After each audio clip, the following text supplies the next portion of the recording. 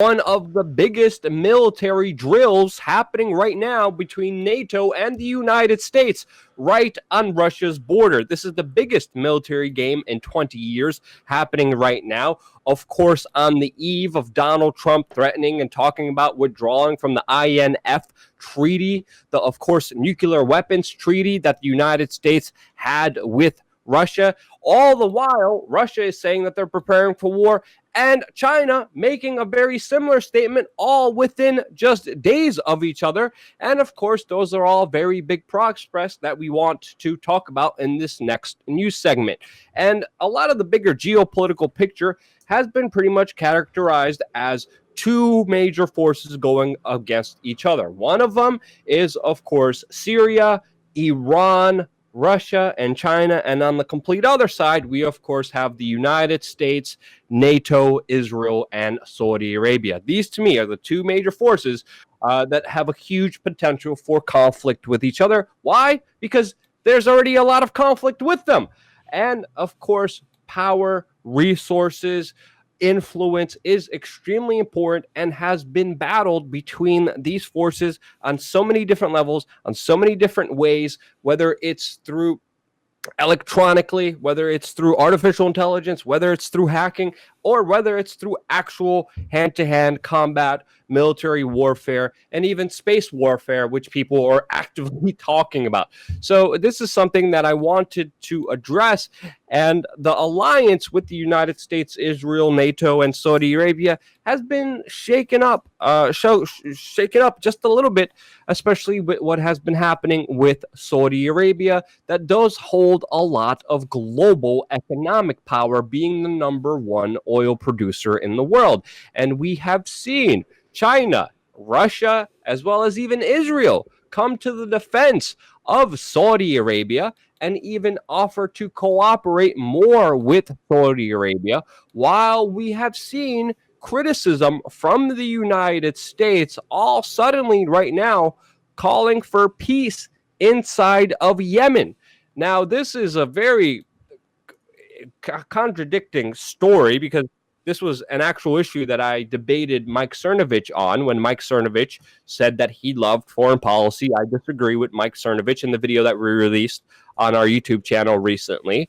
But this is one of the arguments that he made, and it does look like the United States is pushing for peace in Yemen and an end to that conflict. Now, whether it will happen or not, it is still very interesting to see this kind of event unfold, because right after the United States called for this ceasefire, this no-fly zone inside of Yemen, we saw Saudi Arabia just kind of answer back, being like, screw you, the United States, we're going to do what we want.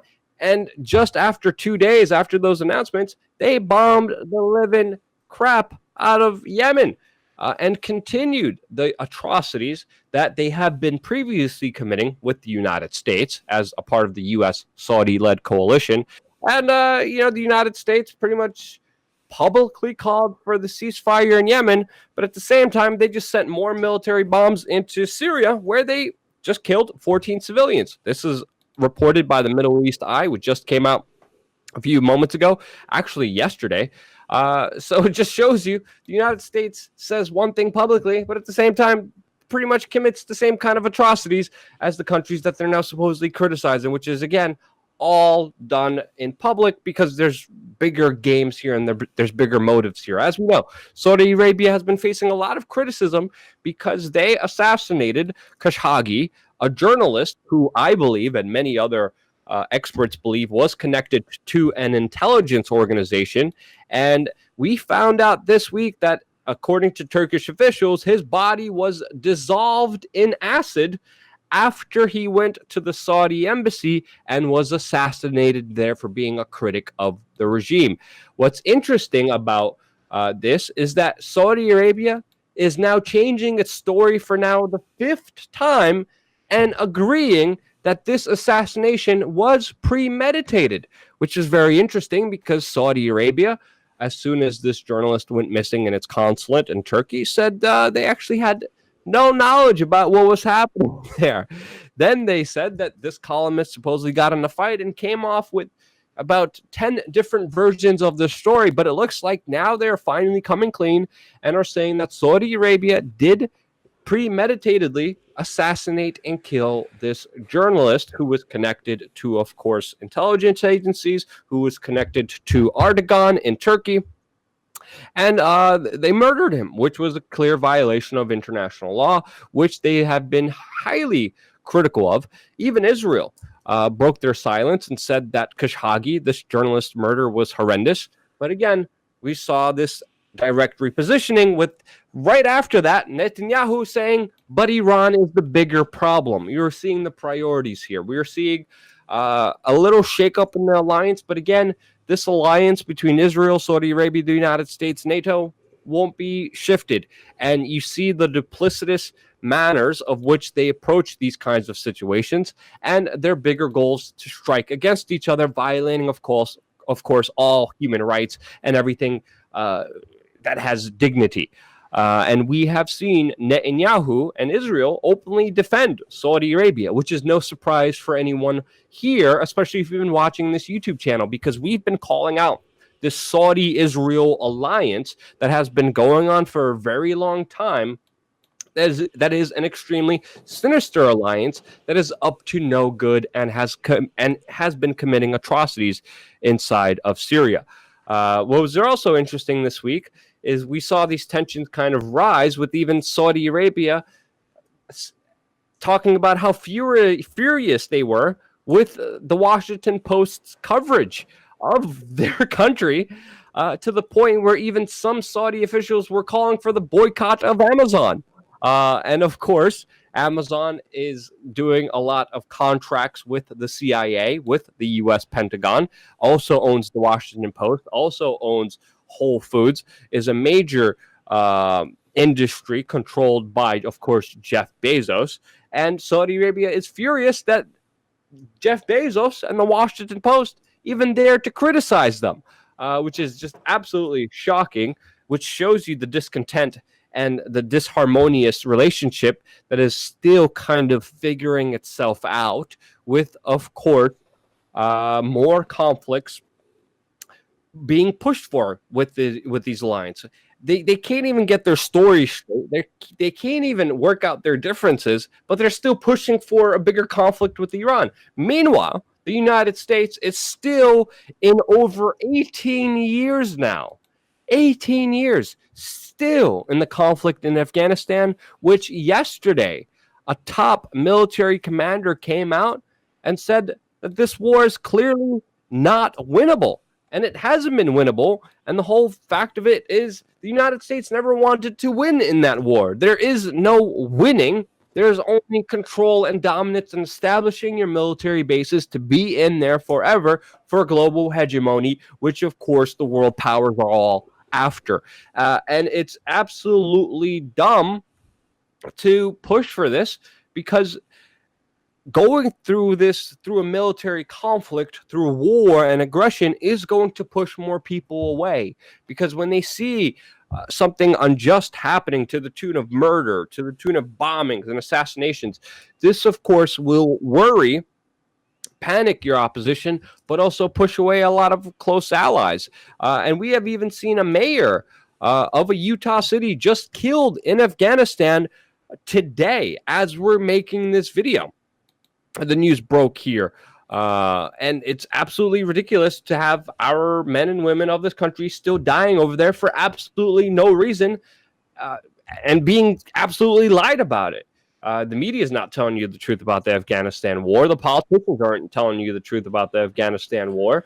But really, it's absolutely sinister what's happening there with, of course, poppy population, heroin population, and production going up dramatically, producing the world's heroin, of course, working with the CIA and the United States knowingly turning a blind eye and empowering pedophiles in the Afghan military. You have to ask yourself, after looking at the bigger perspective of what's happening here, is what side is the United States really on? All of this information, of course, that is conveniently kept away from you by the U.S. mainstream media establishment that doesn't want you to know about these things. They also don't want you to know how the United States and Britain are being excluded from the Syria summit that is happening yesterday with, of course, Turkey, Germany, France, and Russia coming together to figure out the future of Syria, with, of course, the United States and Britain being excluded from it. There's a reason that they're being excluded from it. It's because Saudi Arabia, Israel, and the United States were the ones pushing for regime change and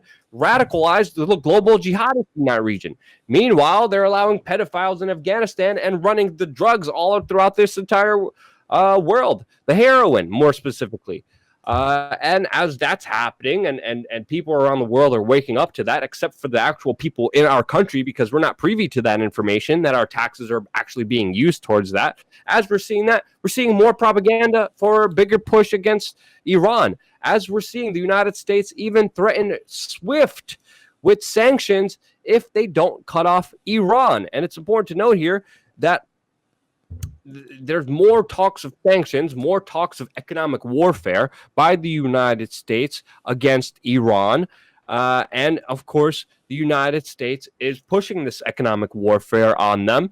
There are some negotiations happening right now, but the United States is coming after the major payment processor and telling them that they're even going to ban them if they don't ban Iran. But as we know, Russia is even figuring out their own world payment processor, which is a different alternative to, of course, SWIFT, with the United States putting pressure on SWIFT.